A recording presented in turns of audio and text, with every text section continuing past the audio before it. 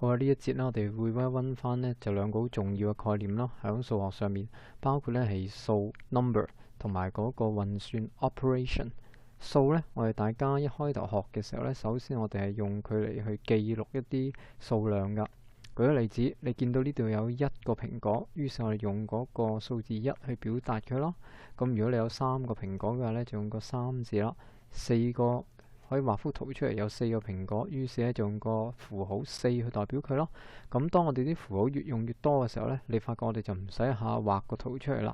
例如話，當我講11嘅時候呢，咁大家都明白裡面夠11個蘋果，於是呢，我哋就唔使畫11個出嚟咯。響度係好啦，仲有一個數字叫0，零啊即係冇嘢啦，冇嘢我哋叫佢做0。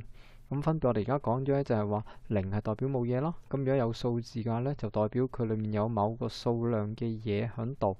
咁呢個咧就係數嚟噶啦。好啦，喺呢啲數字之間進行一啲嘅運算咧，大家係需要識噶。呢啲運算咧包括總共而家咧我哋暫時嚟講咧有5大類咯，包括係加啦 addition、減啦 subtraction、乘咯 multiplication、除咯 division。同埋咧，我哋會講呢一個次方 power， 通常我哋會用到係2次方咧。暫時喺我哋中一嚟講，咁我哋跟住咧就會逐個講一講佢哋嘅特性啦。首先咧，我哋講 addition 加，例如話，如果我有2個蘋果喺度，咁咧，如果我再放多一個蘋果喺隔離嘅話咧，咁我哋總共夾埋晒咧，我哋就可以用個加號去表示呢一個咁嘅變化，即係變咗就係2+1咯。2+1透過我哋識得去數嗰個數量嘅呢，你知道2+1呢，最尾我哋就會有3個蘋果一齊啦。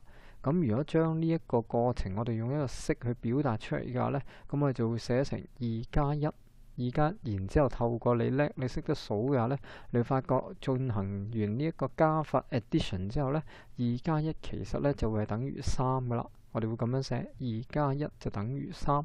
咁呢度亦都引入咗一個符號叫等於咯。等於嘅意思係咩呢？就即係話佢哋係相等嘅。咩叫相等呢？就即係能夠互相交換。舉個例子，當我寫2+1等於3嘅時候呢，其實我同時代表咗呢，我係可以將個3呢寫成係2+1㗎。呢個就係等於符號嘅意義。好啦，跟住我哋再學埋乘啦。乘呢，我哋可以睇成最簡單嘅了解呢，就係話將加呢個過程嘅一個簡寫。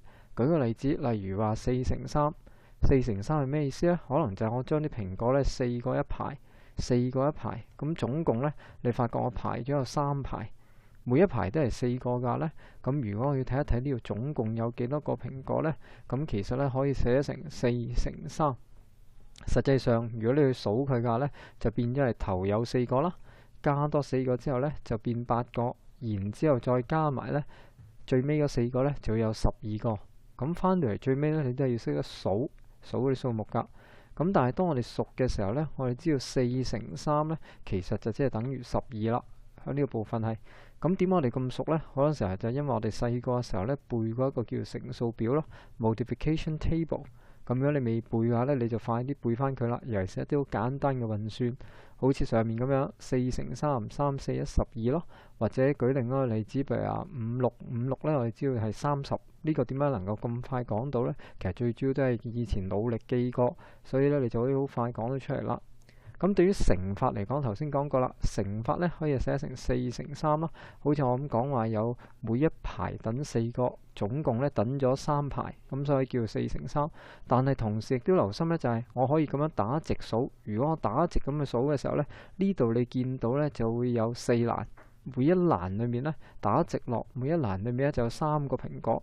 咁你發覺，如果我咁樣數，將佢數成3，每一欄裏面有3個，總共就有4欄。咁亦都可以寫成咧係3乘4噶。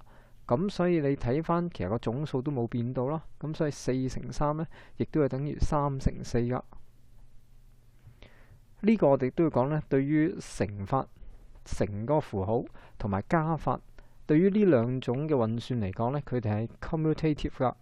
咩意思咧？即係話咧，佢喺次序上面，如果你想寫4乘3，其實你係可以調轉翻個次序寫咧3乘4，佢哋係完全一樣嘅。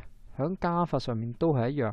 如果我哋寫2+1，其實得出嚟嘅結果咧，同我哋做1+2咧，其實係一樣噶。咁所以記住，對於乘法同加法嚟講嘅話咧，佢哋嘅次序係可以調轉嘅。咁但係亦都要留心係淨係乘同加係得㗎。如果係減同除嘅話咧，呢兩個就唔得啦。